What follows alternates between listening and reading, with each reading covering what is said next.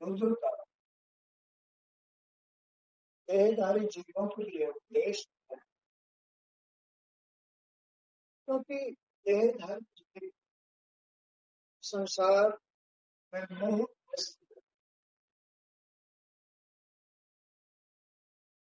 संसार जीवन निर्वाह करने के सार में अपनी यात्रा जीवन यात्रा के सार में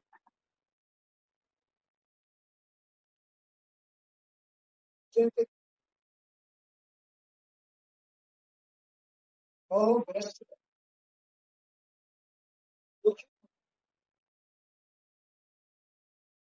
तो भगवान रुद्र देहधारी मनुष्य को इस उपदेश दे रहे हैं कि तुम लोग मेरे बताए हुए इस उपदेश पर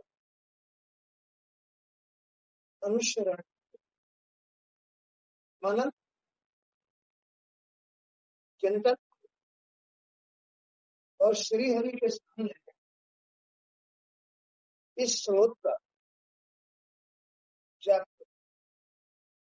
तो तुम्हारा कल्याण हो।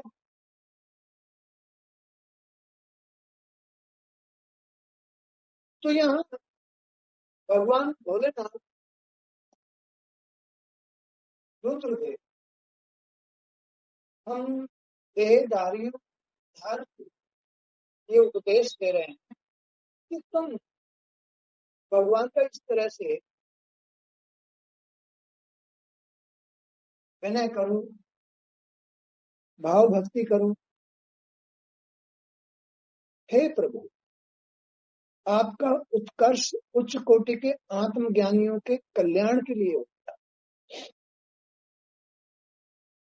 हे प्रभु, आपका उत्कर्ष यानी आपकी प्राप्ति उच्च कोटि के आत्मज्ञानियों के कल्याण के लिए होती है।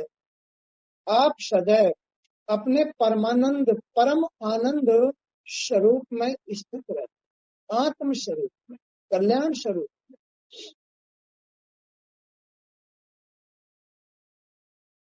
सदैव स्थित रहते हैं।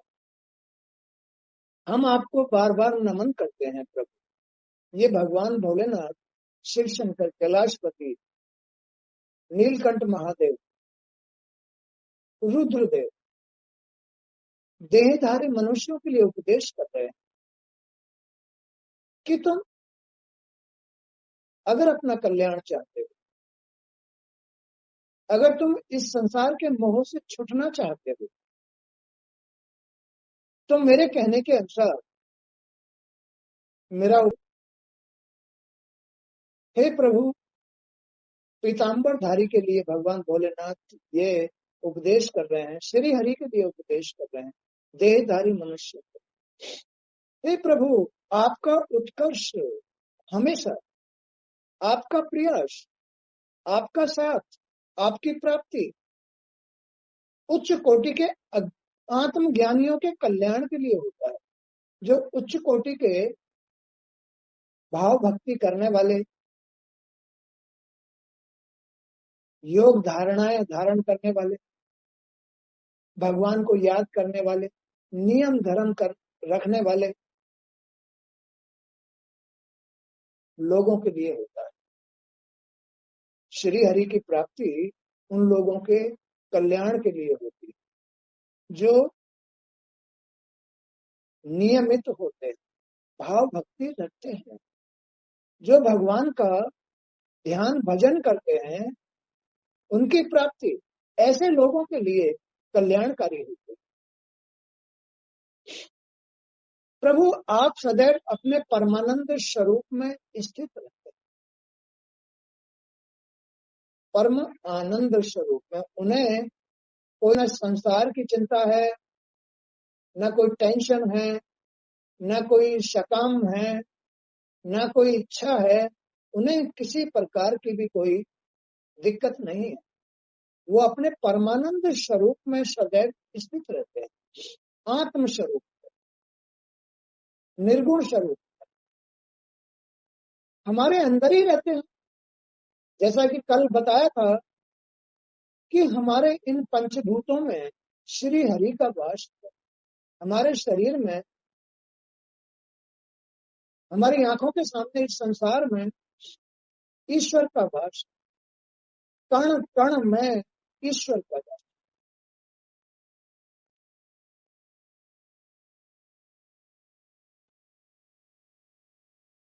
एक उदाहरण, जब प्रहलाद को उसका पिता हिरण्याकुश मारने के लिए प्रयास कर रहा था,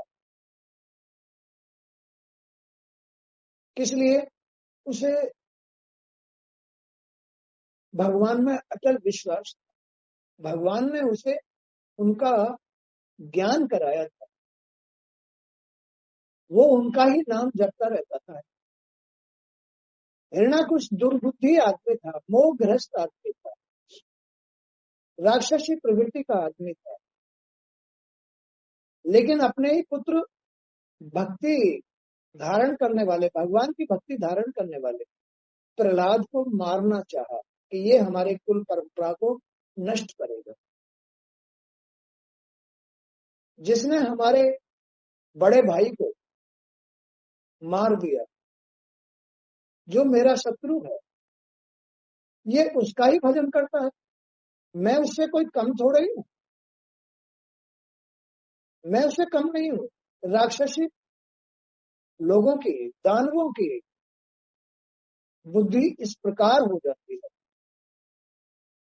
कि उनमें भय नाम की चीज नहीं रहती है, और वो भगवान से भी टकराने के लिए तैयार रह जाते हैं, उनके अंदर ज्ञान नहीं होता है।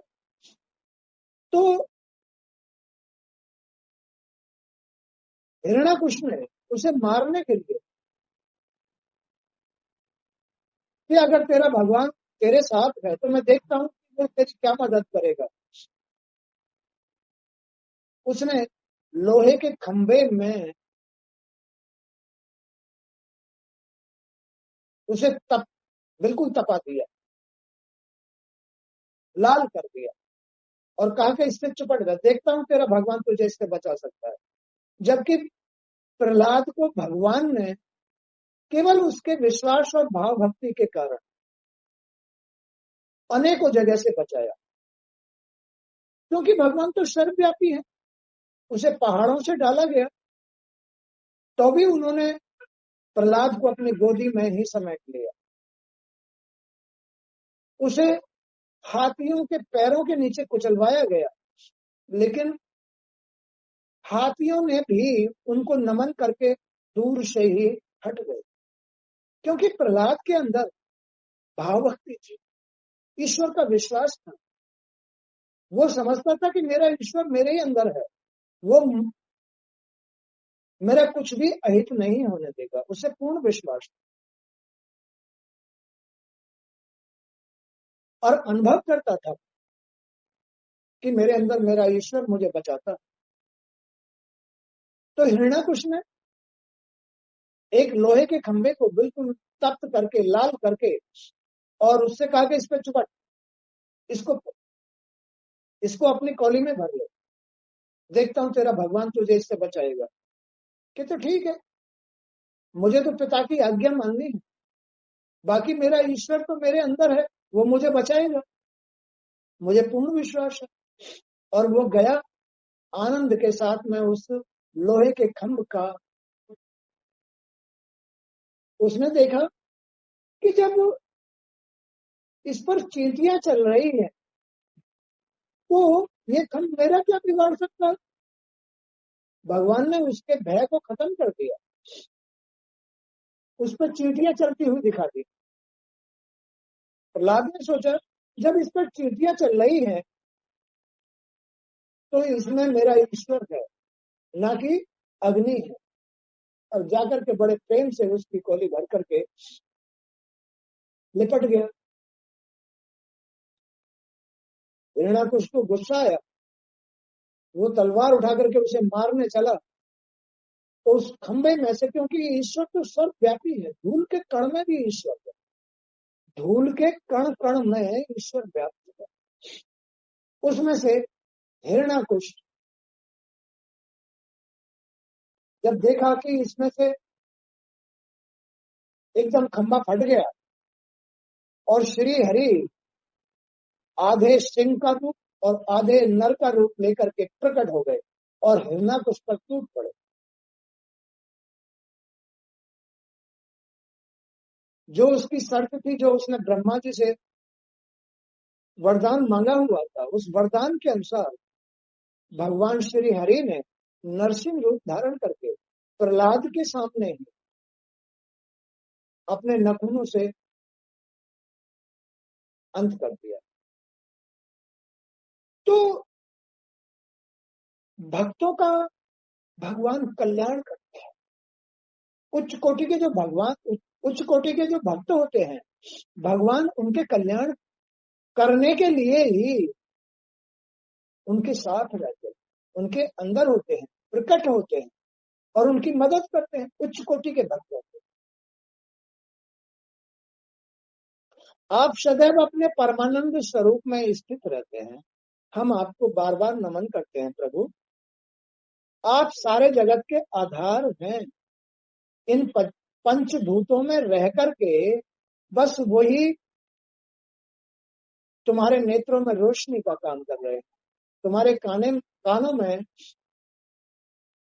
आवाज सुनने का, बातों को सुनने का, ध्वनि सुनने का काम कर रहे हैं।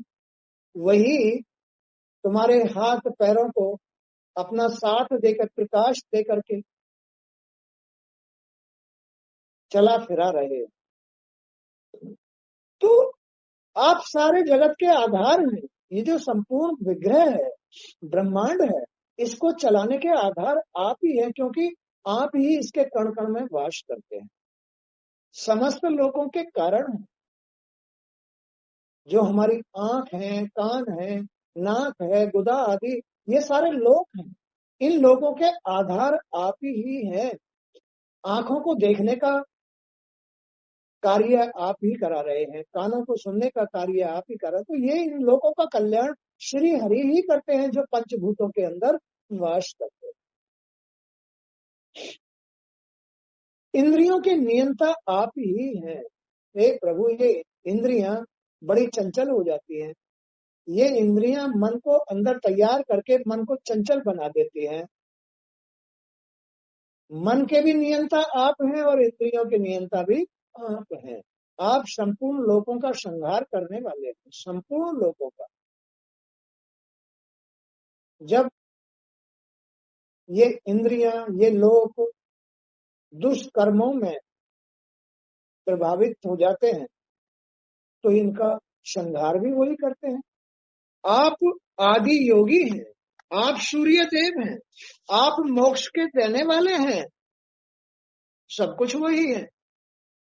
संसार का कल्याण करने वाले भी वही है। वही सूर्य देव है, वही पृथ्वी माता है और वही सर्वदेव देवादिदेव महादेव है। सब कुछ वही है।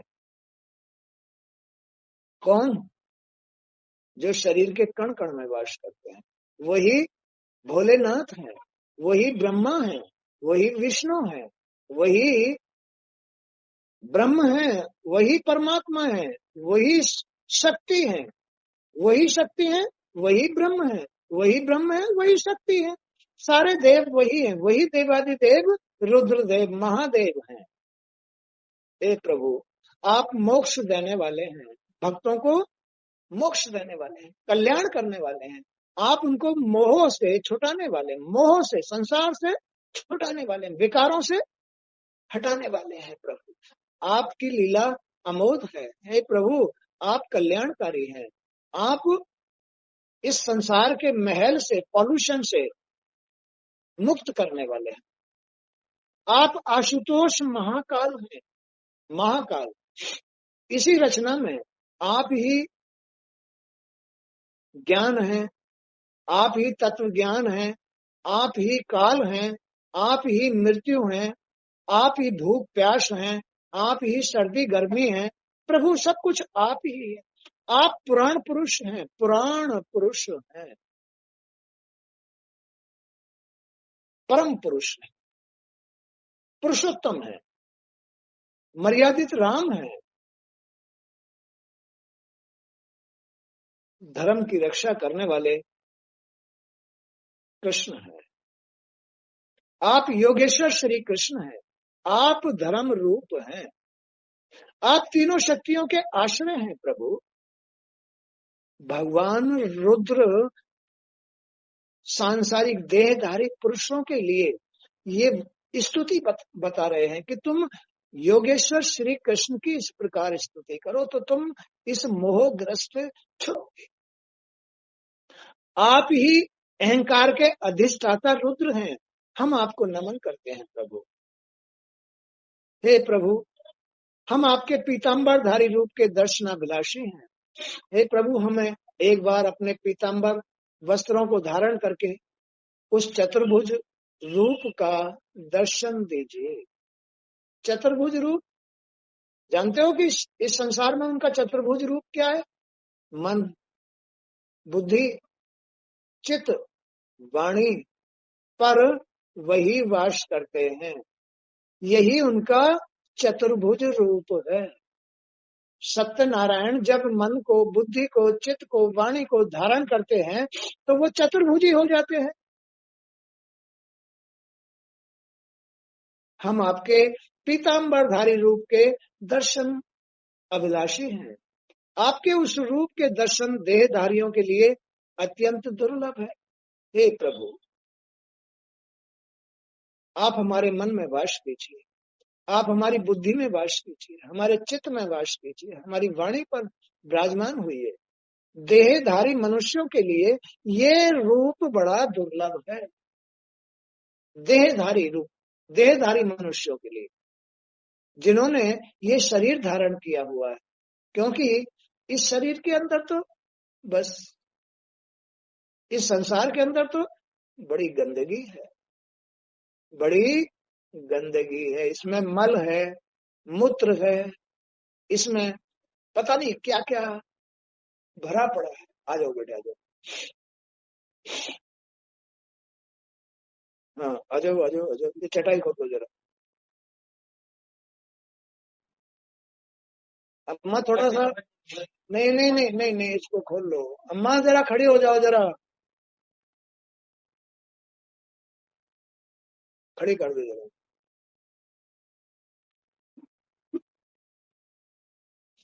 बहुत बूढ़ी हो गई है।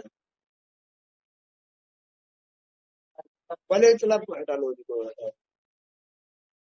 बाहर थोड़ा सा बाहर कर दो जब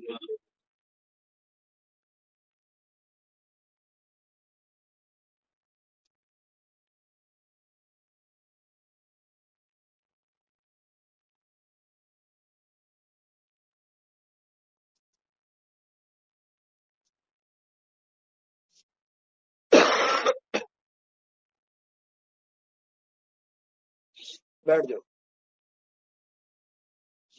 बैठ।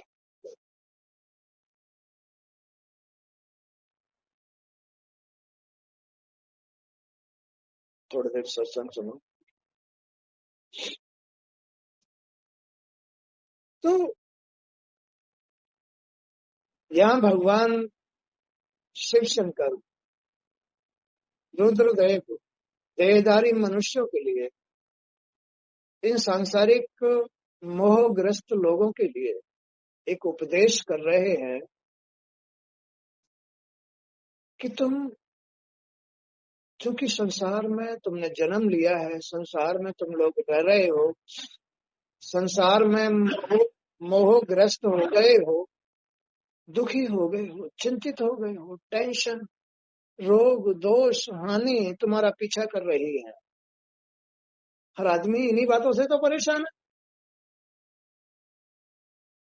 तो तुमको मैं एक उपदेश सुनाना चाहता हूँ। भगवान शिव शंकर रुद्रदेव देहधारी मनुष्यों के लिए ये एक स्रोत सुना रहे हैं कि तुम इसका जाप करो तो तुम इन संकटों से छूट जाओगे। हे प्रभु, आपका जो उत्कर्ष है, आपका जो प्रकट होना है, वो उच्च कोटि के आत्मज्ञानियों के कल्याण के लिए होता है। आप तो कण कण में वास करने वाले हैं।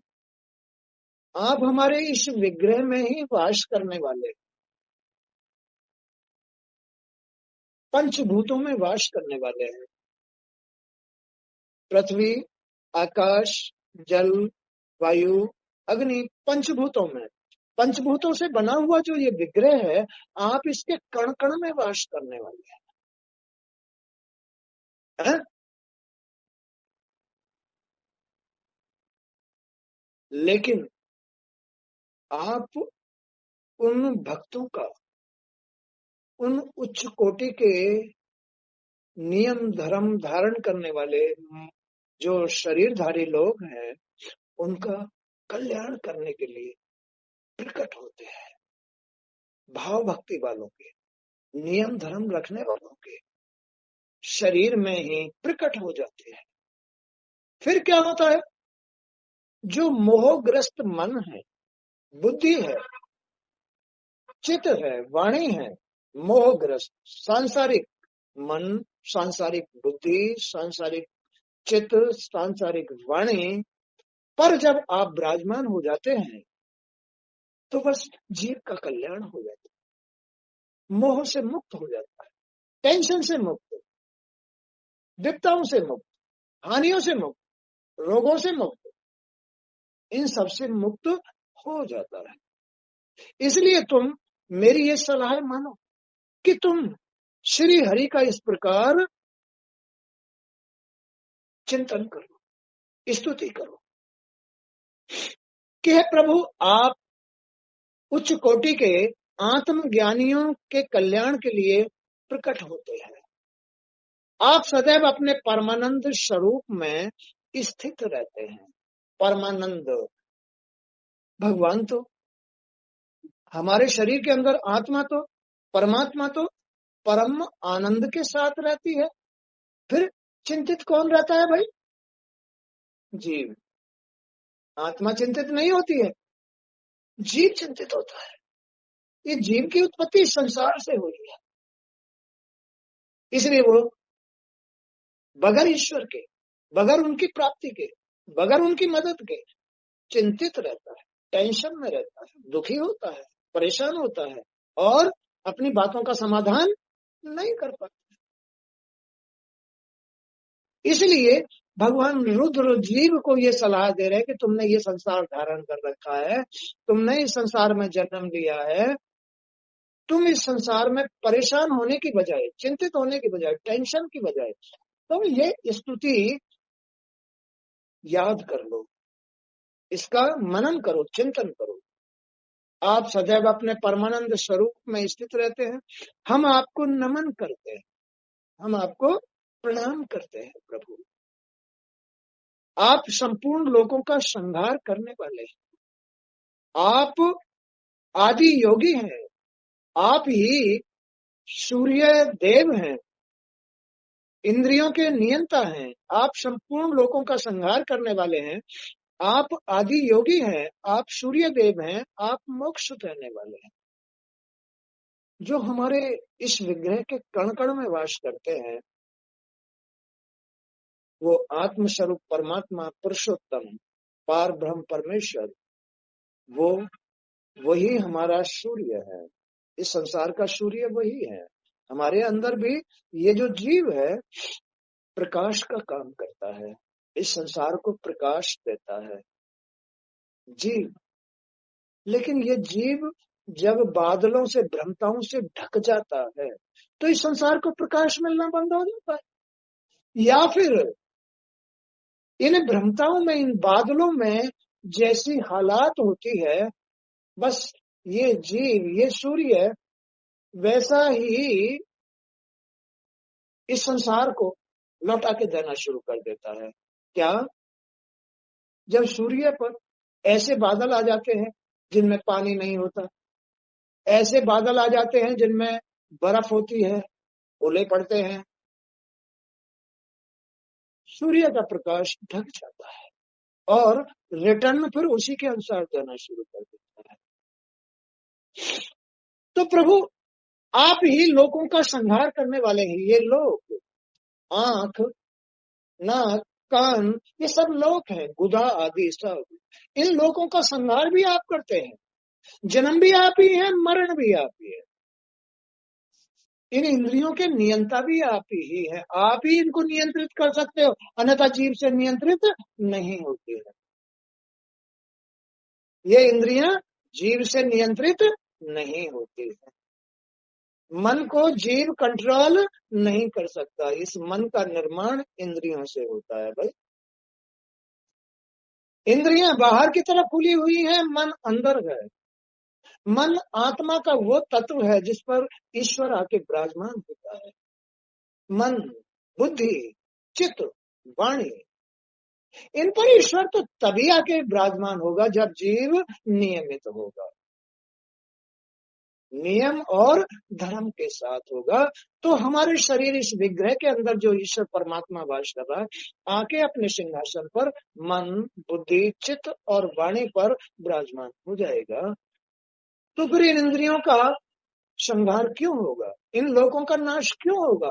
इन लोगों का नाश तो तभी होता है, रोशनी कम हो जाती है, कान सुनने की क्षमता नहीं रहती है, बहरा हो जाता है, हाथ पैर चलने बंद हो जाते हैं, कोई भी अंग खराब हो जाता है। कब हो जाता है? जब ये जीव अनियमित होता है, उसके पास नियम धर्म नहीं होते हैं, तो खराबियां आती है। और खराबी के साथ में जब वो जैसा कर्म करता है, उसका परिणाम वही आत्मा उसको देती है, कर्मों का परिणाम देती है। बोलो बात सही है कुछ या नहीं? एक एक बात। तो प्रभु आप ही सूर्य देव हैं, आप मोक्ष देने वाले हैं, आप पितरों और देवताओं के पोषक हैं। अब ये जीव क्या जाने पितृ लोग कौन होते हैं, जानते ही नहीं। आत्मा का वो अंग है, आत्मा के ही तो ये पार्ट है। क्या है? भोलेनाथ, विष्णु भगवान, ब्रह्मा जी, सूर्य देव, पितर लोग और बहुत सारे देवी देवता, संसार में जितने भी, सब अपनी आत्मा के ही पार्ट है।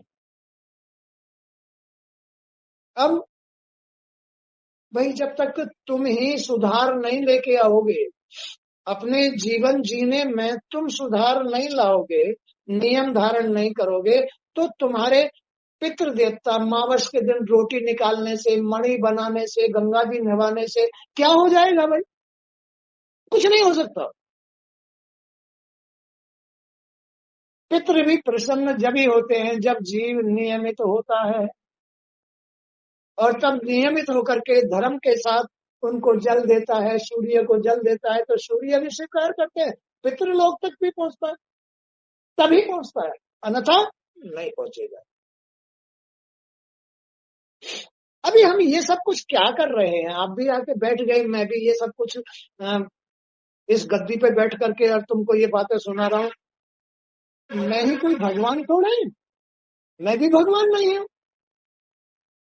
आप भी भगवान नहीं है।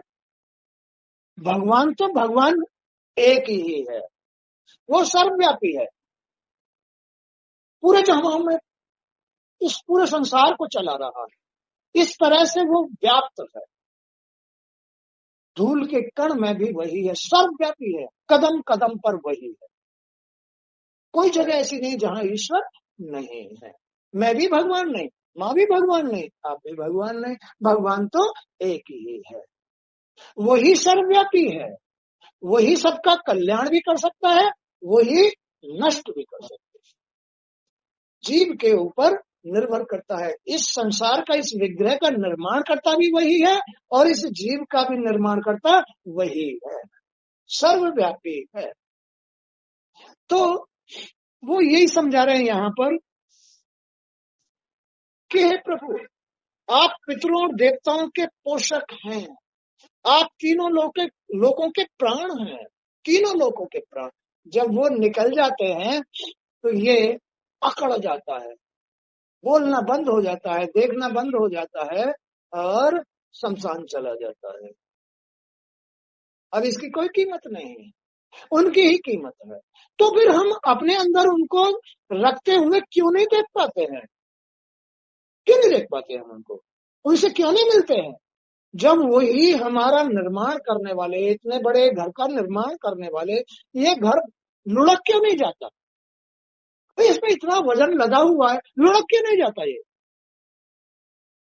ये खिंड-बिंड क्यों नहीं हो जाता? इसे कौन पकड़े हुए है? ईश्वर। ईश्वर की ताकत है, क्योंकि इसमें नियम है। नियम ही कंट्रोल करता है। आदमी के जन्म लेने के बाद में अगर वो नियमित है तो अच्छा लगेगा, और अनियमित है तो अच्छा नहीं लगेगा। जो अच्छा लग रहा है उसके पास ईश्वर है, और जो अच्छा नहीं लग रहा है उसके पास ईश्वर नहीं है। वो भूल में है, गलतियों के साथ है, अधर्म के साथ है, पापी है, दंड भुगतना पड़ेगा। जैसा कोई कर्म करेगा, नियम धर्म से विपरीत रह करके जो जैसा कर्म करेगा वैसा ही फल चखेगा, वैसी ही खेती काटेगा। काटेगा ना, काटेगा। तो फिर जो शरणागत हो जाएगा, शरणागत का अर्थ ये नहीं है कि लो भगवान हम तुम्हारी शरण हो गए, और जो गुरुजी सुना रहे हैं इन बातों को अमल किया नहीं, तो उन हाथ जोड़ने से कोई फायदा नहीं है, कोई फायदा नहीं। इस हालात में लोभ के साथ, कामशक्ति इच्छाओं के साथ, क्रोध के साथ, मद के साथ, संसार के विकारों के शत्रुओं के साथ रह करके कोई हाथ जोड़ता है, गंगा जी नहाता है, संसार ये सत्संग सुनता है, ढोंग करता है, वही ढोंग करता है। सच्चाई के साथ नहीं है, पापी है, ढोंगी है। जिसने इनको छोड़कर भगवान की शरण नहीं ली है, इन्हें छोड़ करके भगवान की शरण नहीं ली है, वो सच्ची शरण नहीं होती है, नहीं होती ना। हाँ? हे प्रभु, आप तीनों लोगों के प्राण हैं, पाताल लोक, मृत लोक, स्वर्ग लोक, तीनों लोगों के प्राण हैं। आप ही तीनों लोगों को चला रहे हो। वैकुंठ में तो आप रहते ही रहते हो, लेकिन इन तीनों लोगों के नियंता आप ही हैं। आप आशुतोष महाकाल है, आशुतोष महाकाल है, सब कुछ ग्रस लेने वाले हैं। आप पुराण पुरुष हैं, पुरुषोत्तम है। हे अंतरात्मा, हे अंतर्यामी, हे आत्मा स्वरूप परमात्मा, आप योगेश्वर श्री कृष्ण हैं। आपको श्री कृष्ण भी कहते हैं, श्री हरि भी कहते हैं, शिव शंकर भी कहते, शिव भी कहते हैं, ब्रह्मा भी कहते हैं, विष्णु भी कहते हैं। तू ही ब्रह्म, तू ही शक्ति, तू ही शक्ति, तू ही ब्रह्म। तू ही तो ब्रह्म है, तू ही शक्ति है, तू ही शक्ति है, तू ही ब्रह्म है, सब कुछ तू ही है। आप धर्म रूप है, आप केवल धर्म रूप जीव का, तुम भी तो, तुम भी तो उससे ही पैदा हुए हैं ना। हम आप सब लोग उसी से जन्म लेके घूम रहे हैं, विचरण कर रहे हैं। उसी की ताकत है, उसी की ताकत है कि हम विचरण कर रहे हैं, देख रहे हैं, ये बातें सुना रहे हैं, सुन रहे हैं, कर रहे हैं, खा रहे हैं, समझ रहे हैं या ना समझ रहे हैं, सब उसी की ताकत है। उससे बाहर कुछ नहीं हो रहा है। सारी लीला हर एक किसी के साथ उसी की हो रही है, तुम्हारी वजह से हो रही है, जीव की वजह से हो रही है। जो जैसा है वैसा ही कहलवा रहा है, अच्छा या बुरा। वो अच्छा या बुरा नहीं है, वो सगुण नहीं है, उसे संसार से कुछ भी लेना देना नहीं है। तुम्हारे साथ तो है, लेकिन तुम्हारे अनुसार ही तुम्हारा कल्याण करेगा, नरक देगा, कुछ भी करेगा। एक्सीडेंट कराएगा, हानि कराएगा, टेंशन देगा, कुछ भी तुम्हारे अनुसार देगा। वो अपनी तरफ से किसी को कुछ नहीं देता है, न लेता है, उसकी कोई जरूरत नहीं। ऐसा है हमारा अंतर्यामी, सर्व आधार, आधार है वो हमारे जीवन का, हमारे इस जन्म का आधार है ईश्वर। अरे तो फिर हम ईश्वर को क्यों नहीं भजते हैं भाई? जो हमारा आधार है वो हम पर खुश हो जाएगा, तो हमें समझ आ जाएगी, अकल आ जाएगी, हमारी इंद्रियां शुद्ध हो जाएंगी, हमारा तन शुद्ध हो जाएगा, हमारा मन शुद्ध हो जाएगा, बुद्धि शुद्ध हो जाएगी। नहीं तो ये ब्रह्मचारिणी वैश्य बन के काम करेगी। क्या? कौन? बुद्धि। बुद्धि वैश्य बन के काम करेगी। ये बुद्धि तुम्हें विकारों में ही ले जाएगी, पीछा नहीं छोड़ेगी तुम्हारा। अगर तुम उसके नियम धर्म धारण नहीं करोगे, उसे पाने की उसकी शरण में नहीं जाओगे, तब तक ये बुद्धि तुम्हें नरक में ले जाएगी, जहां तुम्हारे हर कर्म का दंड मिलेगा। मिलेगा ना? हाँ, चलो तो आगे। प्रभु आप ही धर्म है, आप ही तीनों शक्तियों के आश्रय हैं। तीनों शक्तियां, चलो नीचे, ये बैठ जाओ हाथ जोड़ के। आप ही तीनों शक्तियों के आश्रय हैं। किसके? मन के विष्णु भगवान के, कर्म के ब्रह्मा जी के, और शंकर भगवान के। आप ही तीनों शक्तियों के आश्रय हैं। कण कण में वास करने वाले हे ईश्वर, हे पार ब्रह्म परमेश्वर पीताम्बरधारी, हे योगेश्वर, आप तो केवल जो भक्ति धारण करते हैं, सतोगुणी हैं, माया के सतोगुण को जो धारण करते हैं, उसमें रह करके विनय भाव, सरल भाव, सद्बुद्धि, शुद्ध विचार आदि के साथ रह करके जो आपकी शरण आ गए हैं, प्रभु आप उनका कल्याण करते हो। सीधी सी बात है, प्रभु आप तो उनका कल्याण करते हो। और जो जीव माया के रजोगुण और तमोगुण को धारण करके रहते हैं, वो शतोगुण को प्राप्त नहीं हो सकते, भक्ति को प्राप्त नहीं हो सकते। यही इस संसार को चलाने के अड़े हैं, माया है। तीन गुण, सतोगुण, रजोगुण, तमोगुण। तो जो सतोगुण धारण करता है वो भगवान की शरण जरूर पहुंच जाता है, वो भाव भक्ति जरूर करेगा, वो नियम धर्म जरूर लागू करेगा, और उसे अच्छा लगेगा भगवान की शरण जाना, और उसे आराम भी मिलेगा, चैन भी मिलेगा, शांति भी मिलेगी, संतोष भी आएगा, और परमानंद भी मिल जाएगा। मिल जाएगा एक दिन, मिलेगा सतोगुण में। अब रजोगुण में आदमी भागता है संसार में, हाय ये मिल जाना चाहिए, और 3 मंजिल 5 मंजिल बहुत बड़ी, जैसे गुड़गांव में बन रही है कोठियां, ऐसी कोठी बनाऊंगा, इच्छा है, हवस की खोपड़ी बन जाती है रजोगुण में है। और फिर वो रजोगुण उसको ले जाता है तमोगुण में। तमोगुण क्या करता है? इसकी छीन, उसकी संपत्ति छीन, उसका मर्डर करा, फलाना कर, छीन झपट, ऐसे कुकर्म कराता है तमोगुण। तो ये माया के 3 गुण, सतोगुण भक्ति में जाता है, और रजोगुणी संसार में, और तमोगुणी पतन नरक में। हमारे ही अंदर हो रहा है ये सारा खेल, हमसे बाहर कहाँ हो रहा है?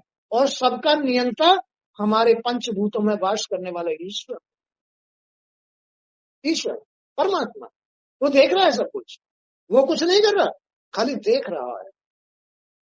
देखता हूँ ये क्या करेगा, मैंने इसको पैदा तो कर दिया, जन्म तो दे दिया इसको, लेकिन ये कुकर्मी बनेगा या सत्कर्मी बनेगा, भगवान देखते रहते हैं, कुछ नहीं करते, खाली उसका मूल बन करके उसको प्रकाश देते रहते हैं, उसे जिंदा रखते हैं, और उसके कर्म का परिणाम तुरंत पकड़ लेते हैं, तुरंत पकड़ लेते हैं। कर तू जाएगा कहाँ? या तो तू उद्धार कर अपना, तुझे मौका मिला है, तुझे मैंने जन्म दिया है उद्धार के लिए, अगर तूने किसी गुरु की शरण ले ली, सच्चे गुरु की शरण ले ली और उनका सत्संग सुन लिया, तो तेरा उद्धार भी मैं ही करूंगा। मेरे यहाँ न्याय है, कोई झूठ नहीं है। मेरे यहाँ तो न्याय है, सच्चाई है। मैं तो सत्य का हूँ। मेरे अंदर कोई गुण नहीं है, निर्गुण हूँ। मैं सर्वव्यापी हूँ, सबको देख रहा हूँ। मैं उपदेश देने वाले को भी देख रहा हूँ और नहीं लेने वाले को भी देख रहा हूँ, सबको देख रहा हूँ। मैं सबको देख रहा हूँ, दुनिया में कौन कैसा चल रहा है, सबके अंदर बैठा हुआ हूँ। मैंने कोई जगह ऐसी नहीं छोड़ी है जहां मेरा वास नहीं होगा। मैं हर जगह देख रहा हूँ, सबको देख रहा हूँ। देखूं भला कोई मेरी दुनिया को कैसे बिगाड़ देगा। अगर हमारे घर में हमारी संतान खराब हो जाए तो माँ बाप को सुख मिलेगा, दुख दुख मिलेगा। ऐसे ही उसको भी, वो नहीं समझता। ये दुनिया बनाई है मैंने आनंद लेने के लिए बनाई है। मैंने अपना खिलौना बनाया है। मैंने इसको बजाने के लिए बनाया है। मैंने इसको बिगाड़ने के लिए, तोड़ने के लिए नहीं बनाया। फिर भी दानव, बहुत सारे दानव हो जाते हैं, निरे राक्षस असुर हो जाते हैं, नहीं छोड़ते वो। इस धरती पर धर्म के लिए उनको नहीं छोड़ते। धरती पर धर्म बनाए रखने के लिए, इसका बैलेंस बनाए रखने के लिए भगवान उन राक्षसों को, दानवों को, असुरों को नहीं छोड़ते। और फिर लोगों को दिखाने के लिए उनको सजा भी देते हैं। देख लो, इन्होंने ये कुकर्म, ये ऐसे थे, ये ऐसे थे, तो मैंने इनको सजा दी, एक्सीडेंट कराया, कुड़ कुड़ के मरवाया, इनकी हालत खराब कर दी। आ जाओ बेटे, आ जाओ। खुश हो, भगवान भला करेगा। चाय चाय चाय चाय, कर जाओ, कर जाओ, कर जाओ। खुश हो, खुश हो, खुश हो। बंद कर दो एक मिनट। और बेटे ठीक हो? चलो, अच्छी बात। तो प्रभु, हे प्रभु, हम आपके पीताम्बरधारी रूप के दर्शन करना चाहते हैं। जी, जो भगवान भक्त होते हैं वो तो केवल यही चाहते हैं, प्रभु एक बार तो दर्शन दे दो। कैसे हो आप? जिनको उनके दर्शनों का लाभ का पता है कि जो हमारा पिता है, अरे भाई बेटा 100 ना दे, एक दे दे, ऐसा दे दे जो अपने घर की, अपने माँ बाप की लाज रख सके। 100 ना दे।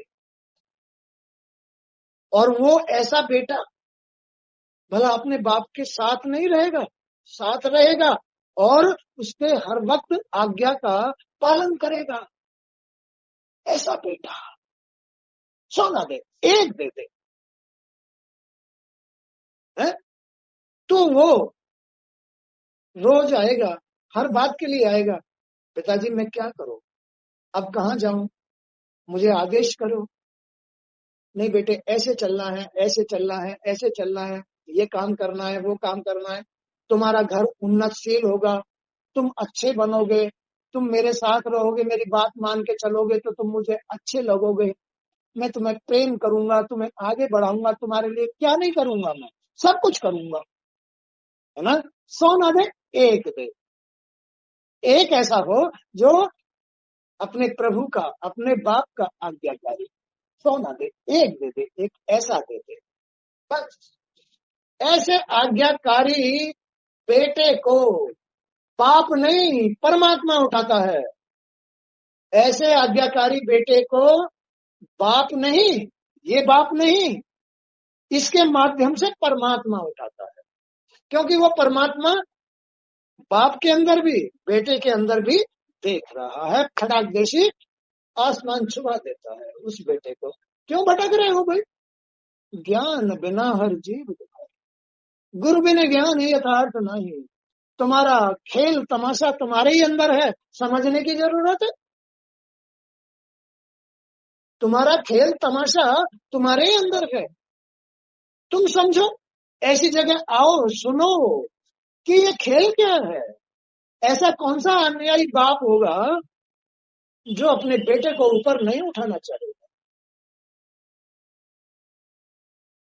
वही बाप, ये बाप है, इसके पास वही परमात्मा आत्मा के रूप में वास कर रहा है, वही माँ है जिसके अंदर वही परमात्मा आत्मा के रूप में वास कर रहा है।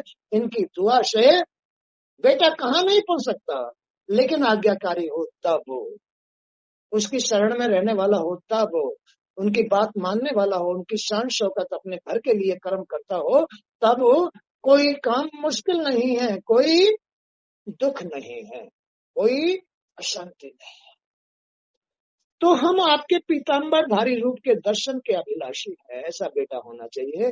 पापा अगर नहीं भी है तो दर्शन दे दो हमको आगे, एक बार तो हमें स्वप्न में भी दिखाई दे जाओ तो हमारा मन ठंडा हो जाएगा। तुम हमारे बाप थे, एक बार दर्शन दे दो हमको आगे। आपके उस रूप के दर्शन देहधारियों के लिए अत्यंत दुर्लभ है। मोहग्रस्त हो जाता है, ये मोह पैदा करता है ये संसार। इसमें कोई तो अपने कर्म पुण्यों से बहुत बड़ा सेठ बन गया है, ऐश आराम वैभवशाली राजा बन गया है।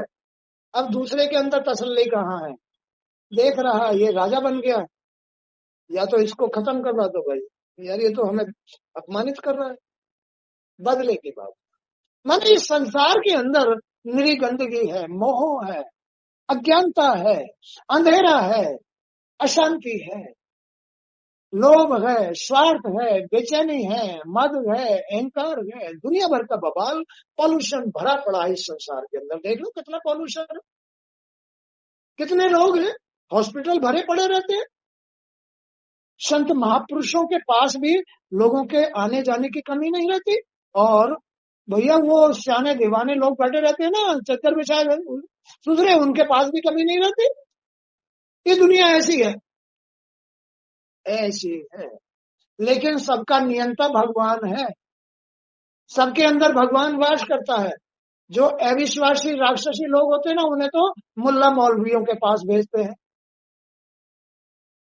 उनको तो मुल्ला मौलवियों के पास वही भगवान लेके जाते हैं। चलो तुम्हारा तो भैया वहां स्थान है। और जिनके पास पुण्य है, कहीं चलो मिस्टेक हो गई, भूल हो गई तो कोई बात नहीं, लेकिन मुझको याद करता है, उनकी मदद करने वो दौड़े चले आते हैं और कहते हैं चलो गुरुओं के पास चलते हैं। चलो वहां भागवत सुनाई जाती है, वहां सच्ची कहानी सुनाई जाती है, वहां सच्ची बात सुनाई जाती है, वहां अपने आप ही बगैर लिए दिए ही फैसला हो जाएगा। वहां तो कुछ लेना देना नहीं पड़ेगा गुरुओं के पास, तो उनकी दुआ मिल जाएगी, ये ज्ञान मिल जाएगा।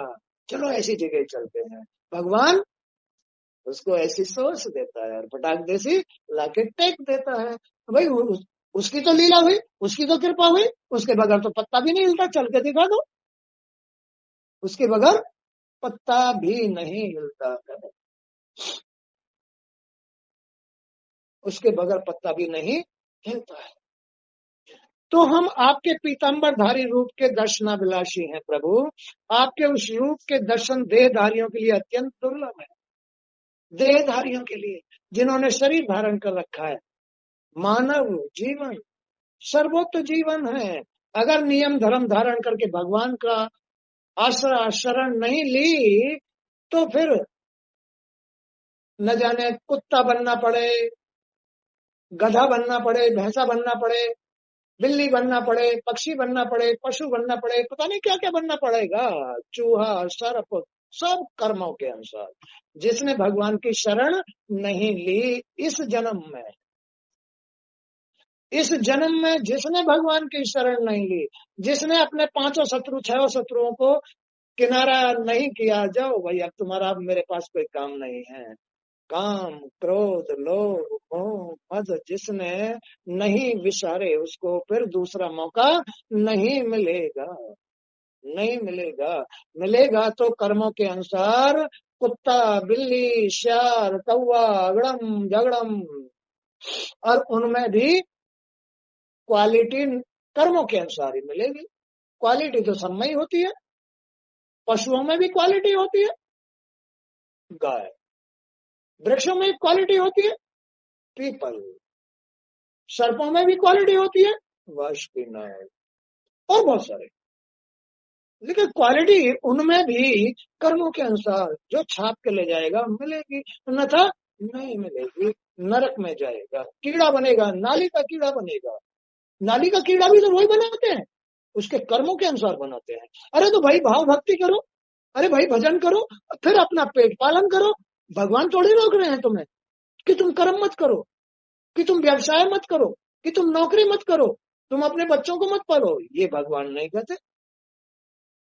भगवान ने पेट लगाया है तो ईमानदारी सच्चाई के साथ रह करके अपने गृहस्थी को चलाओ। मैं चलाऊंगा। कौन चलाता है? फिर ईश्वर चलाता है। फिर तुम्हारी जब ही चलाएगा जब तुम्हारी मैं खत्म हो जाए, जब उसे ये पता लग जाएगा कि वास्तव में सबका आश्रयदाता वही अंतर्यामी जो कण कण में वास करता है, वही वास्तव में वही सबका आश्रयदाता है। उनके घर का सभी जीवों का पेट वही भरता है, तो मेरे घर का पेट वही भरेगा। मुझे कुछ भी करने की जरूरत नहीं है। तुम उसकी शरण में बैठो या कुछ भी करो, दुकानदारी करो, तुम्हें पेट भरने के लिए, तुम्हारे घर चलाने के लिए, तुम्हारी सारी जरूरतों को पूरा करने के लिए दुकान से ही देगा, व्यवसाय से देगा, नौकरी से देगा, चाहे छोटी सी। एक हेल्पर भी अपनी गृहस्थी को चलाता है, जो चिनाई आदि करते हैं या और जो बहुत सारी झाड़ू पोंछा करते हैं, बेचारे उनका भी भगवान ही सब कुछ पालन पोषण करता है। लेकिन जितना वो उसको याद करता है उसके अनुपात में ही पोषण करता है। चाहे वो राजा हो, चाहे रंक हो, वो जितना अपने कर्मों के अनुसार पुण्य इकट्ठा करेगा, नियम धारण करेगा, धर्म धारण करेगा, इससे ही पुण्य बनते हैं।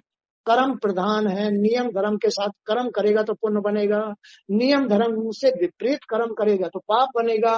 पाप आदमी का विनाश करते हैं, नीचे गिराते हैं, झाड़ू पोछा भी नहीं करने देते हैं, खाट में पड़ा रहता है, मलमूत्र त्यागता रहता है, पाप कराते हैं। ये सब पाप कराते हैं।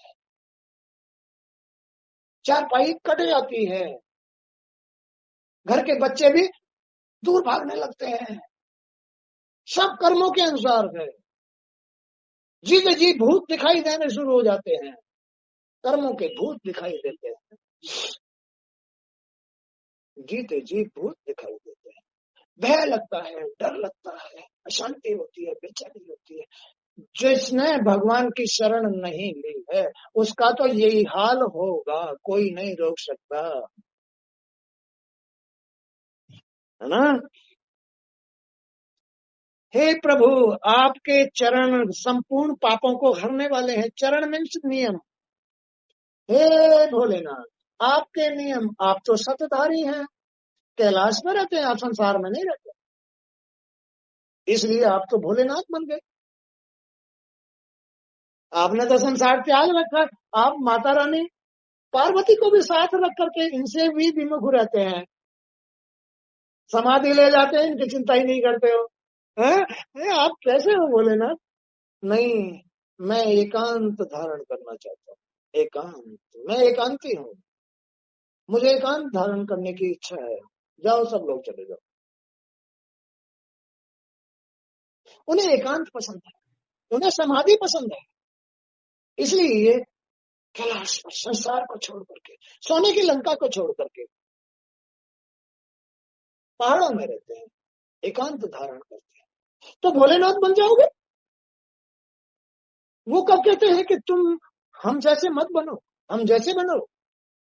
अगर फिर भी तुम देह धारण करके रहते हो, इस संसार में रहते हो और अपना कल्याण चाहते हो, तो इन शत्रुओं को त्याग दो और जाओ। चाहे मेरे लोक में आ जाओ, भोलेनाथ कहते हैं, चाहे विष्णु के लोक में चले जाओ, वो भी यही कहते हैं, और चाहे सप्तलोक चले जाओ, ब्रह्मा जी भी यही कहते हैं। कौन मना करता है? जाओ। लेकिन भैया रे, इन्होंने संसार बनाया है, इन्होंने संसार बनाया है, अपने स्वाद के लिए नहीं बनाया, वो तुम्हारे लिए बनाया है। अब तुम संसार में किस तरह का रहन सहन, खान पीन, संगति या कर्म कर रहे हो, उसके अनुसार तुम्हारा जजमेंट मिलेगा। जजमेंट देगा। अंदर जो जज बैठा हुआ है, कण कण में जो जज बैठा हुआ है, तुम्हारा जजमेंट वो देगा। तुम्हें ये दुनिया आनंद लेने के लिए बनाई है। आनंद लो इसमें। आनंद तुम्हें तभी मिलेगा जब तुम मेरी शरण रहोगे। मेरी शरण के बगैर आनंद नहीं मिलेगा, चाहे तुम कितना ही प्रयास करना। बाहर जाओ बाहर।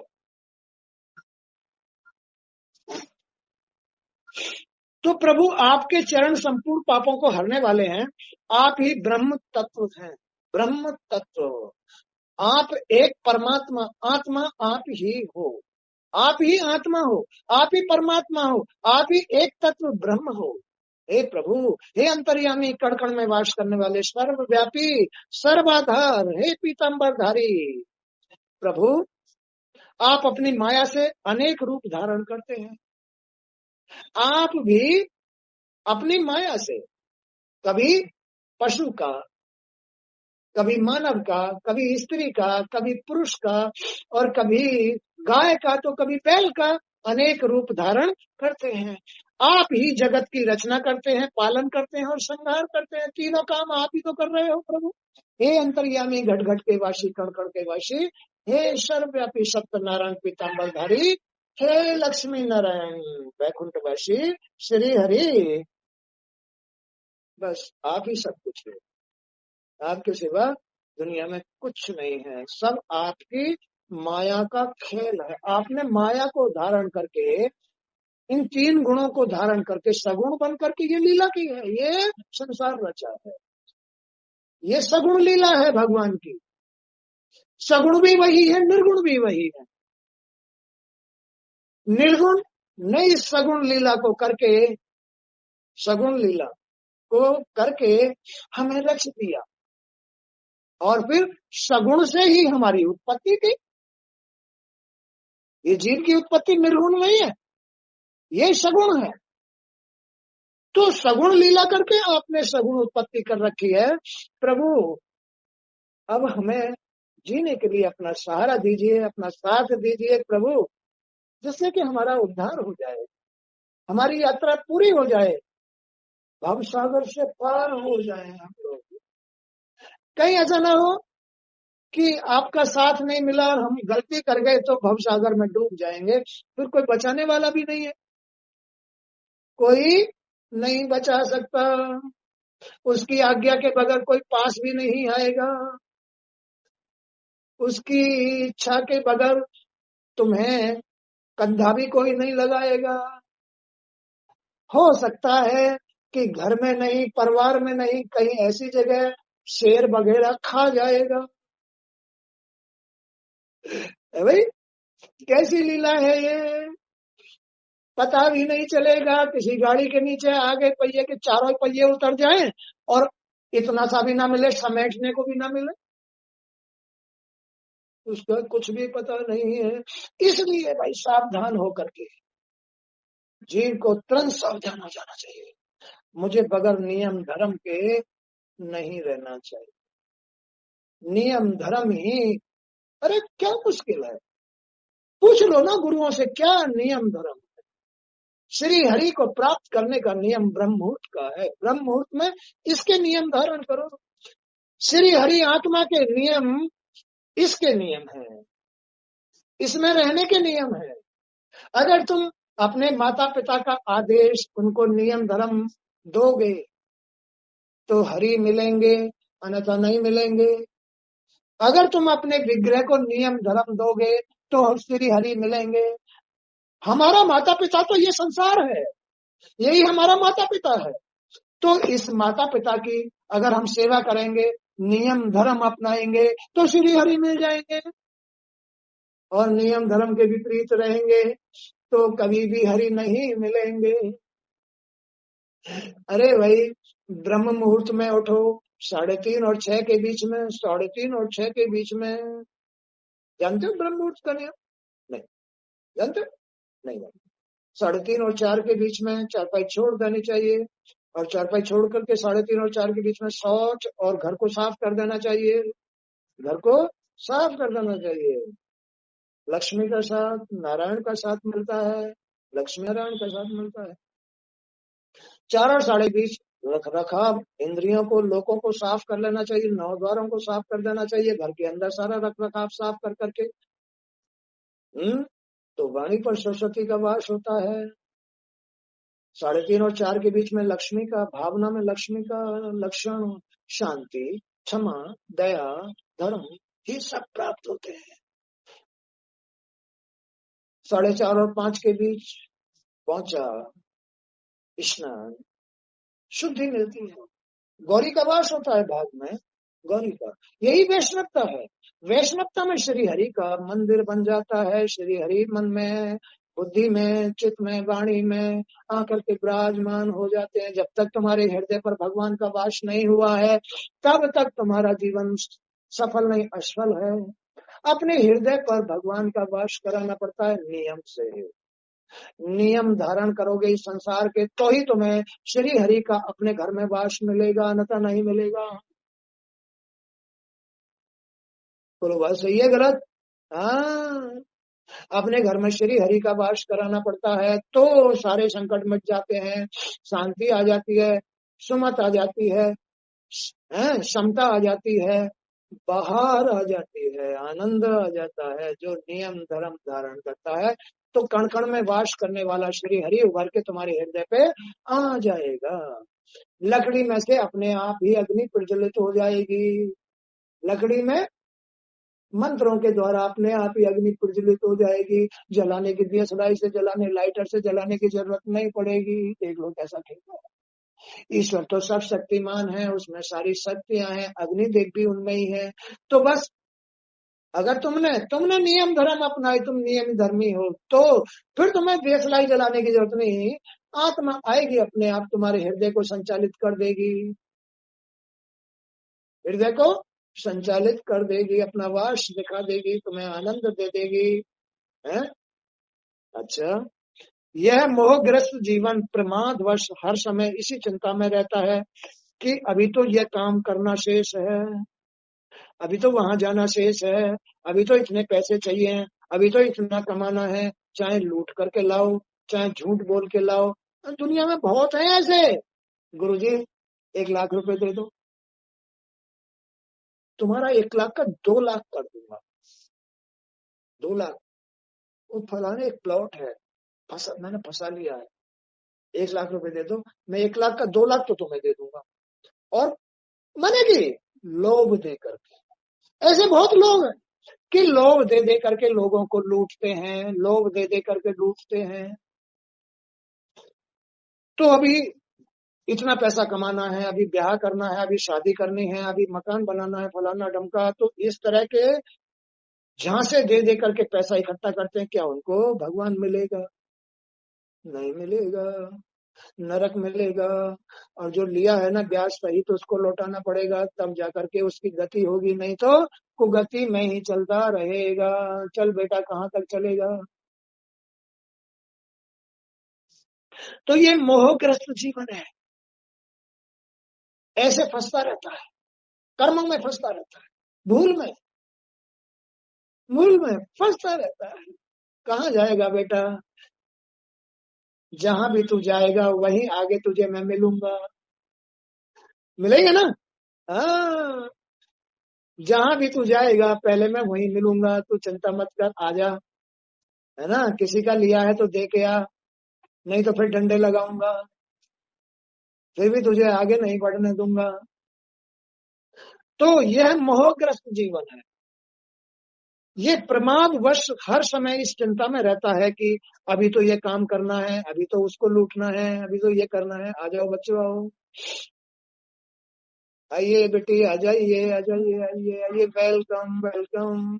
हाँ, खुश हो बेटे, खुश हो, भगवान भला करेगा, खुश हो, खुश हो, खुश हो, खुश हो, बैठ जाओ बेटे। शाबाश, शाबाश, बैठ जाओ बेटे, बैठ जाओ। हाँ, खुश हो बेटे, शाबाश, खुश हो, भगवान भला करेगा, खुश हो बेटे, शाबाश, बैठ बैठ जाओ, बैठ जाओ, बैठ जाओ, अंदर ही बैठ जाओ, अंदर ही बैठ जाओ, ये बहुत सारी जगह पड़ी है, बैठ जाओ, आगे बैठ जाओ। हम्म। और सब ठीक है बेटे? अरे वाह। हाँ, बहुत अच्छा है ना। तो ये जो संसार है, ये जो विग्रह है, ये मोह का संसार है, रोगों का संसार है, कुकर्मों का संसार है, ये चिंताओं का संसार है, ये टेंशन का संसार है। किसी न किसी बात जिन्होंने ये संसार धारण कर रखा है। भाई हर जीव इस संसार को धारण किए हुए है। मुक्त तो वही है जो भगवान की शरण में चला गया है। भगवान ने उसको अपना साथ दे करके अकल दे दी है, ज्ञान दे दिया है, तत्व ज्ञान दे दिया है, तो वो जीते जी कल्याणकारी हो जाता है। भगवान की शरण पा करके, गुरुओं की शरण पा करके, ज्ञान प्राप्त करके जीते जी कल्याण कर लेता है ना। तो ये जो जीवन है, ये जो शरीर धारण करके जीव जी रहा है, ये प्रमादवश चिंता में, टेंशन में जी रहा है। कैसे जी रहा है? मोहवश जी रहा है, टेंशन में, चिंता में, फिक्र में, क्या करना है, ये मकान बनाना है, अभी वो करना है, फलाना करना है, ढमका करना है, तो इसी चिंता में रहता है। ये मोहग्रस्त जीवन है। संसार में जन्म लेकर के मुक्त होना तो भगवान की शरण है। अच्छी बातें सुनना, गुरुओं की बातें सुनना, भागवत सुनना, भागवत पढ़ना, अच्छी बातों को अमल करना, तो जीते जी आदमी मुक्त हो जाता है। अन्यथा इसी में घिसटता रहता है और फिर लास्ट में भवसागर में डूब जाता है। डूब जाने का अर्थ बड़ी सजा मिलती है। जीते जी भी, मरते दम तक भी किसी की खाट कटती है, किसी की चट्टी पेशाब कपड़ों में निकलती है, तो किसी को भूत दिखाई देते हैं मरते टाइम, किसी को कुछ दिखाई देते हैं, किसी को कुछ दिखाई देते हैं, माने कि उसका पीछा नहीं करता है जैसा उसने अपने मन में धारण कर रखा था। मन ही है जो भी कुछ है। मन की काट, मन की काट मन के पास ही है। मन को कोई नहीं काट सकता, मन को कोई तो नहीं दबा सकता, मन को कोई चेंज नहीं कर सकता। मन की काट मन के पास ही है। मन से ही मन कट सकता है, अन्यथा नहीं कटेगा। हीरा की काट किसी भी ब्लेड के पास नहीं है। हीरा ब्लेड से नहीं कटता, हीरा हीरा से ही कटता है। ऐसे ही ये मन भी वही हीरा है जिसकी काट किसी के पास नहीं, कोई नहीं काट सकता इसको, सिर्फ मन ही काट सकता है। नहीं भाई, मन ने कहा कि इसकी चोरी कर लो, लेकिन अगर वो भगवान की शरण में है तो शुद्ध मन कहेगा नहीं, पकड़ा जाएगा, जेल हो जाएगी, नहीं करना। तो मन की काट मन के पास है, किसी के पास भी नहीं है। जैसी करनी वैसी भरनी। तुम इस संसार में रहकर, शरीर के साथ रह करके, इसमें से जन्म लेकर के तुम जैसा करोगे वैसा ही पाओगे। बाल बराबर भी निर्णय इधर उधर नहीं हो सकता, झूठा नहीं हो सकता, क्योंकि इसका मूल श्री नारायण इसके अंदर ही बैठे मौजूद है। चल बेटे, कहाँ तक चलेगा, कहाँ जाएगा, उनसे जबर के कहाँ जाएगा। निर्णय तो वो बनाएंगे और बगैर भाग्य के पत्ता भी नहीं हिलता। वो तो निर्णय करके, फैसला करके उसका परिणाम बनाते हैं, भाग्य बनाते हैं, और भाग्य को वही धारण करके रखते हैं।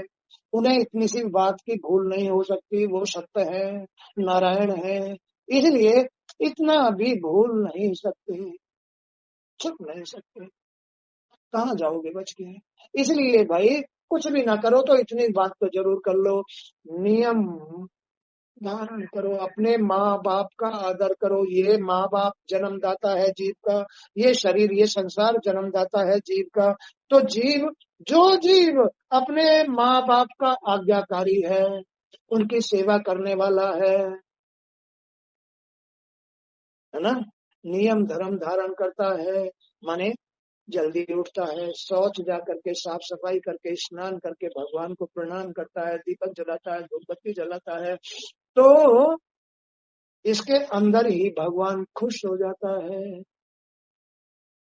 क्योंकि तुम इस संसार में भगवान के नाम का दीपक जला रहे हो, नहाए हो, शौच गए हो, स्नान किया है, घर की साफ सफाई की है, इसमें ही तो भगवान छुपे हुए हैं।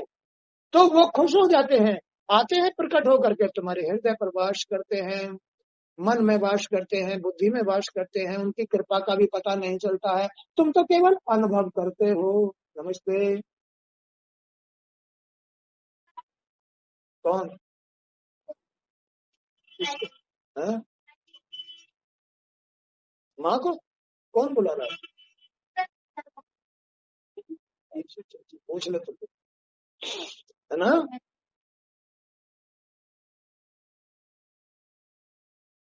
तो यह मोहग्रस्त जीवन है। दोबारा गर्म करके ले आने दो। यह मोहग्रस्त जीवन है।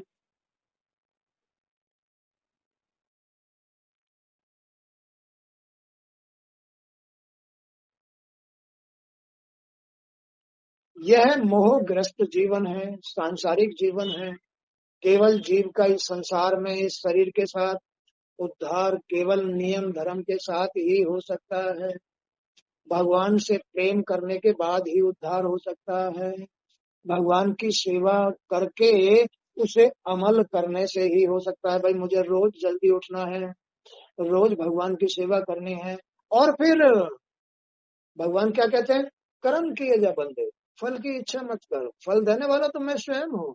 तू मेरी सेवा कर रहा है तो तेरे मन को शांति मैं ही दूंगा, तुझे संतोष मैं ही दूंगा, तुझे सरल भाव मैं ही दूंगा, तुझे समता मैं ही दूंगा, तुझे सुमत मैं ही दूंगा। मुझसे बाहर कोई भी देने वाला दूसरा नहीं है। इसलिए तू खाली नियम धर्म धारण कर, बाकी तेरी सारी इच्छा मैं तेरे करने को देख रहा हूँ, मैं पूरी कर दूंगा। तू क्या चिंता करता है? मैं सबका स्वामी हूँ, मैं सबका मूल हूँ। तू तो खाली नियम धारण कर और धर्म के साथ रहे। बिल्कुल भी झूठ मत बोल, बिल्कुल भी किसी की आत्मा मत दुखा, बिल्कुल भी छल कपट मत कर, केवल मेरे आश्रित रहे और कर्म कर। चाहे तू ईंट गारा कर, चाहे तू कुर्सी पर बैठ, जैसे तेरे पुण्य होंगे वैसे ही मेरे खेल होंगे। तू चिंता क्यों करता है? तुझे प्राइम मिनिस्टर बनाने वाला भी मैं ही हूँ, तेरे पुण्यों के अनुसार, तेरी साधना के अनुसार, तेरी तपस्या के अनुसार मैं ही प्राइम मिनिस्टर बनाता हूँ, उन्हीं को बनाता हूँ। तपेश्वरी सो राजेश्वरी, राजेश्वरी सो नरकेश्वरी। जाओ बेटे। क्यों? राजा बनकर अहंकार में आ जाता है ना आदमी। अहंकार की उत्पत्ति कहाँ से होती है? सुख से होती है। वो भूलने लगता है फिर सुख में, है ना। तो फिर वही उसको नरक में ले जाता है। और नरकीय जो आदमी भाव भक्ति नियम धर्म जरूरत श्रद्धा प्रकट करता है और धारण करता है अपने आप को, तो वही उसको राजा बना देता है,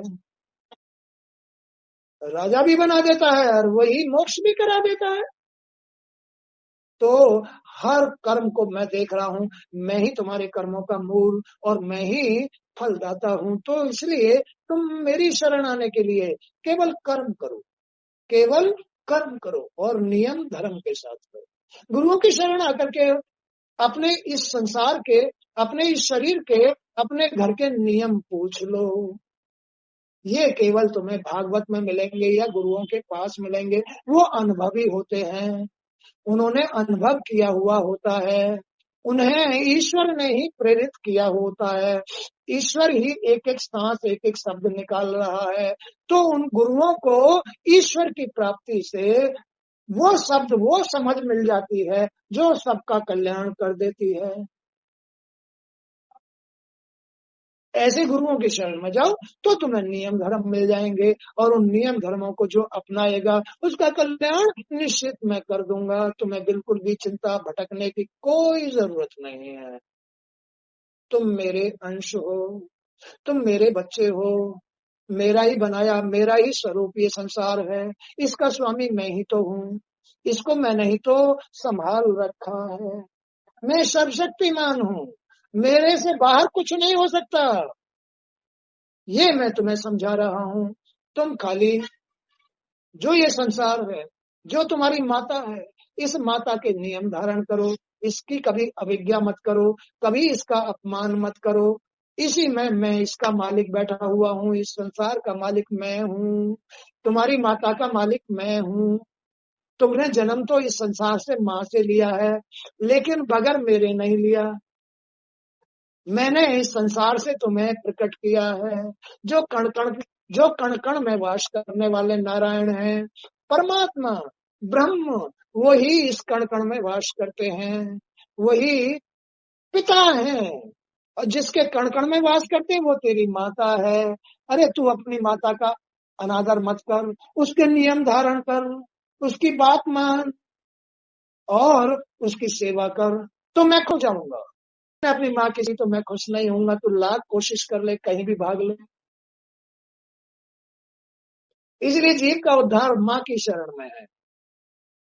माँ के नियम धर्म धारण करना, माँ को खुश करना ही अपने पिता को खुश करना है, ब्रह्म को खुश करना है। बगैर माता के पिता कभी भी खुश नहीं होगा, लाख कोशिश कर ले। तो माँ को खुश करने के लिए नियम धारण करने पड़ते हैं, क्योंकि माँ ही सबसे पहला गुरु है।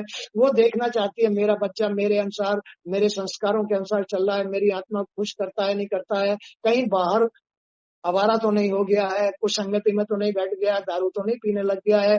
ये सब बातें माँ ही देखती है, पिता नहीं देखता, माँ देखती है। माँ खुश होगी तो पिता अपने आप खुश हो जाएगा। और भाई जीव का पहला कर्तव्य तो माँ को खुश करना। माँ तेरे बगैर में कहीं नहीं जाऊंगा, तेरी अवज्ञा नहीं करूंगा, तेरी शरण में रहूंगा, तू जहाँ कहेगी तेरा कहना मानूंगा, तू मुझसे कुछ भी कराएगी वही करूंगा, उससे बाहर कुछ नहीं करूंगा। और माँ अपने बेटे से कभी भी गलत काम नहीं कराती।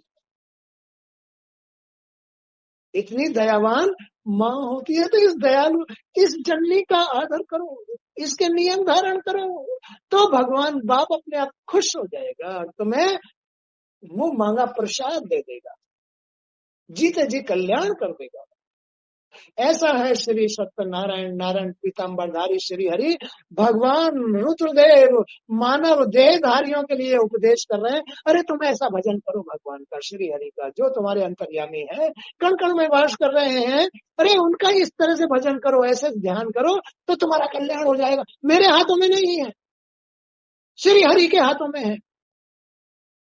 श्री हरि जो तुम्हारी इस रचना के अंदर वास करता है, श्री हरि के हाथ में तुम्हारा कल्याण है, और किसी के हाथ में नहीं। वो एक ही है, मैं भी वही हूँ।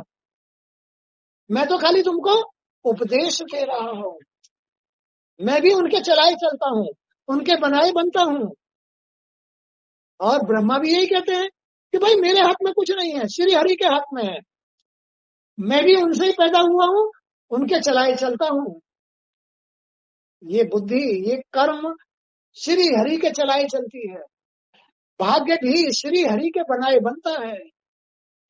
जन्म भी मरण भी सब उनके, जन्म देने से जन्म लेता है और मरण करने से मरण होता है, तो उनके बगैर कुछ नहीं होता। इसलिए श्री हरि को प्रसन्न करो, और उनको प्रसन्न करने का नियम है माता को खुश करो, अपने इस विग्रह के नियम धारण करो, तो तुम्हारा कल्याण हो जाएगा। किसी दुकान से कोई वस्तु नहीं लानी, कुछ खरीदना नहीं है, सब कुछ तुम्हें अपने को संभालना है, आपे को संभालना है, खुद को संभालना है।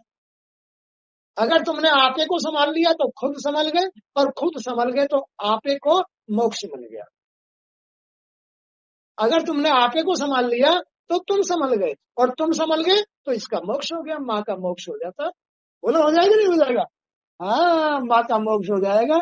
नहीं तो माँ बेचारी तड़प तड़प के रो रो के, अरे पता नहीं कहाँ होगा, कहाँ कुसंगति में होगा, कहीं मांस मट्टी खा रहा होगा, मेरे घर का नाश करेगा, फलाना ढमका, कुड़ कुड़ के मर जाती है माँ ही है।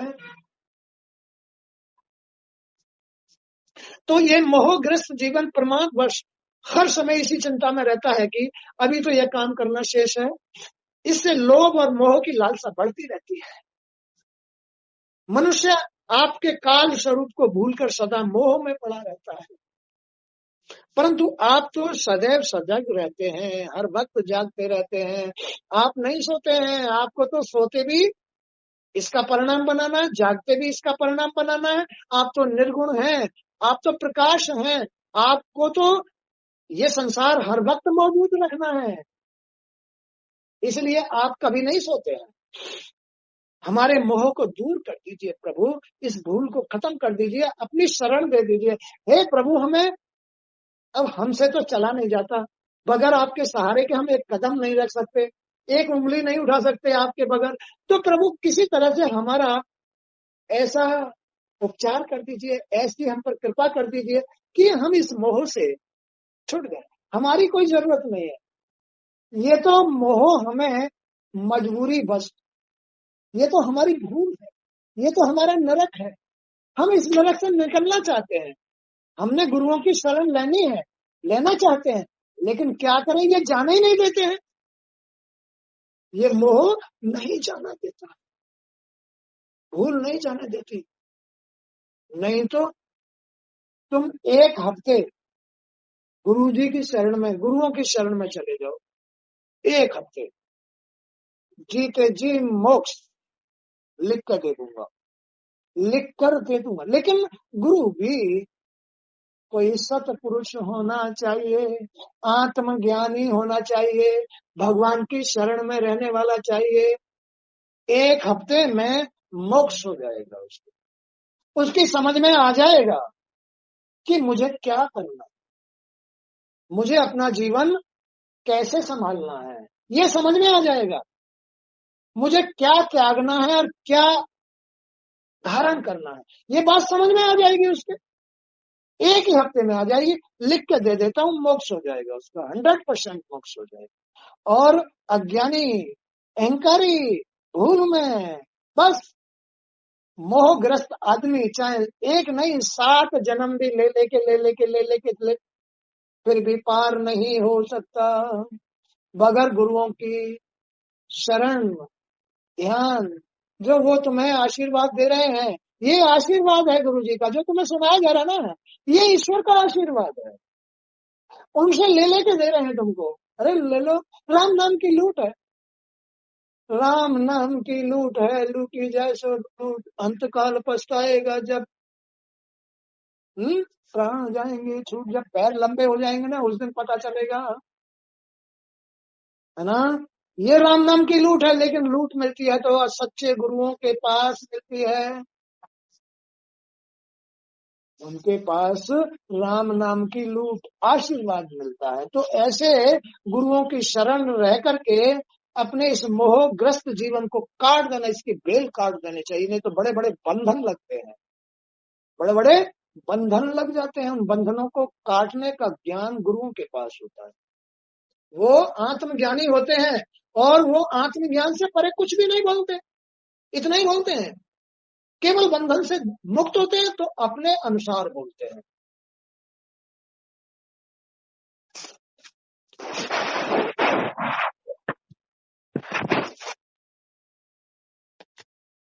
तो भगवान भोलेनाथ रुद्रदेव कह रहे हैं, तुम लोग विशुद्ध भाव से, विशुद्ध भाव माने सात्विक भाव से, जिसमें कोई त्रुटि ना हो, भाव से स्वधर्म का आचरण करते हुए, देख लो अब भगवान भी वही करें, स्वधर्म का आचरण, नियम धर्म का आचरण करते हुए भगवान श्री हरि में चित्त लगाकर मेरे द्वारा कहे गए इस स्रोत का जप करते रहो।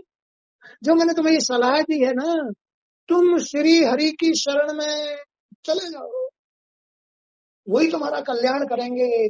तुम्हारे इस नरक को, मार काट को, कुचलने को, हानि को, टेंशन को, रात को नींद भी नहीं आती, बेचैनी हो जाती है, मन बेचैन रहता है, इस हालात को केवल श्री हरि ही कम करेंगे। तुम मेरे कहे हुए, बताए हुए इस रास्ते पर चले जाओ।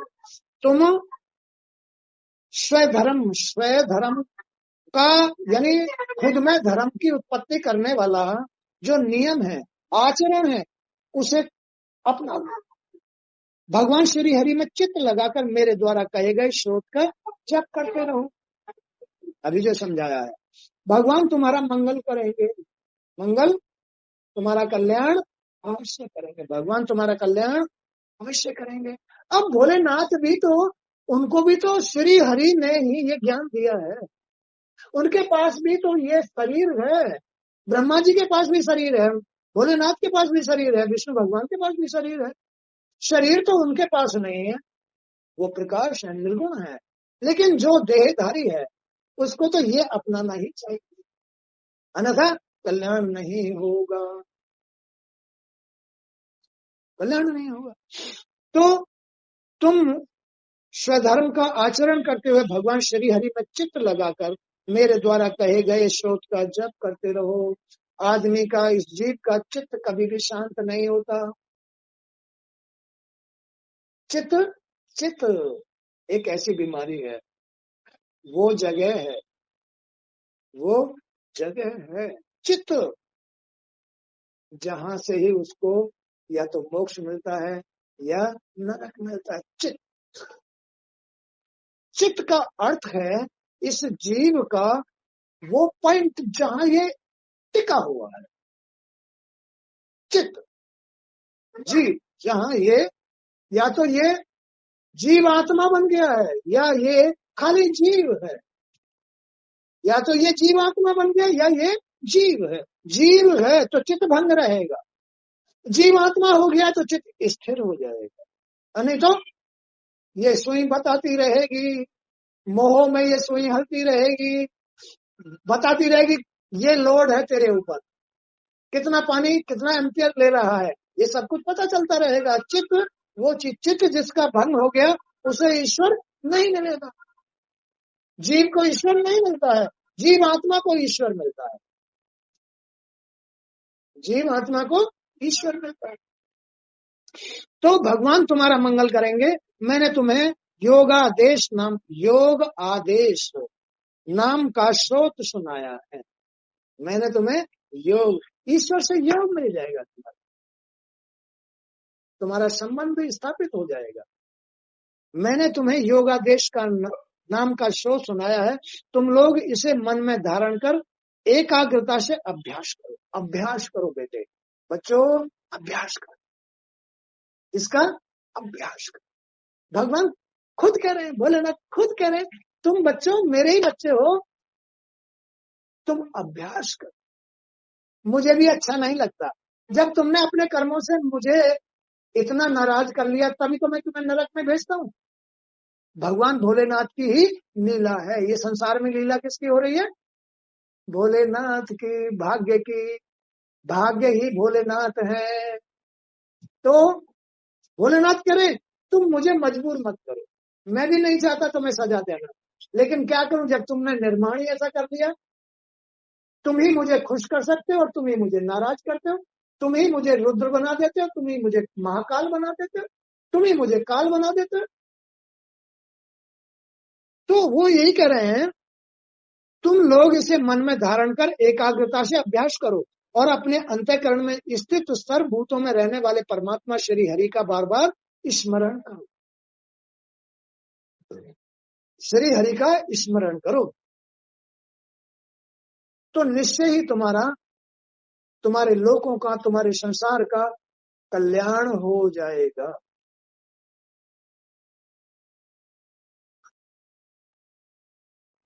निश्चय ही तुम्हारा कल्याण हो जाएगा।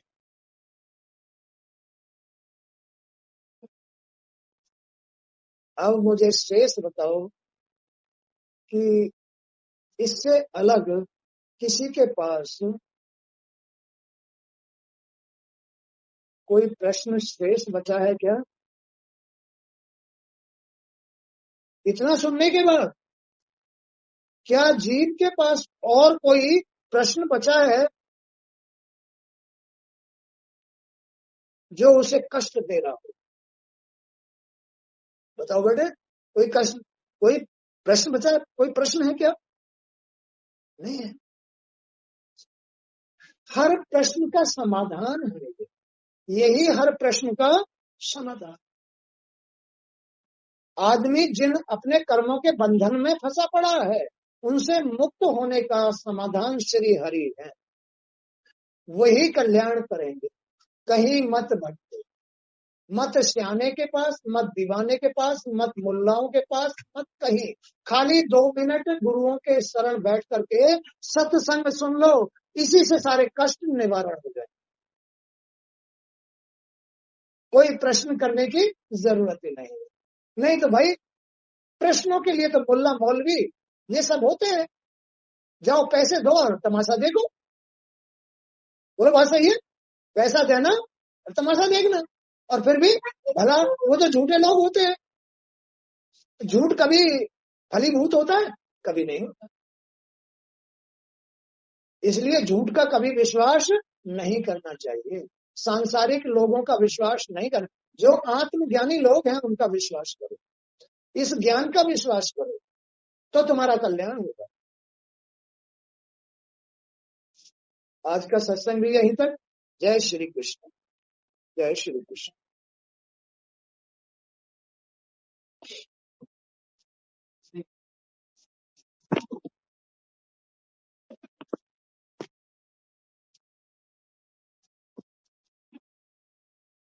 हाँ।